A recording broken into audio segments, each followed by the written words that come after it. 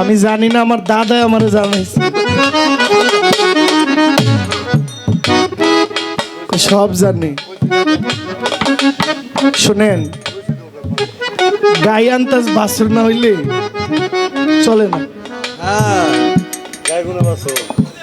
তাহলে আমি যারে মানি তার চরিত্র যদি আমার মধ্যে না থাকে গান হবে না? না, আমি পারলাম কিনা আমি জানি না, তবে আমি আমার বিবেক থেকে যা ধরেছে আমি তা বলেছি, যা আমাকে দলিল শিখাইছে। এই অনেক কথার হাকিকত দর্শন থেকে হয় না, এগুলো আধ্যাত্মিকতা। অনেক কথা আপনি বইয়ে পাইবেন। আমি একটা আদমের একটা কথা বলি, এখানে আমার মায়ের আছে, মা কষ্ট নিয়েন না, একটা কথা বলি, মন খারাপ করেন না।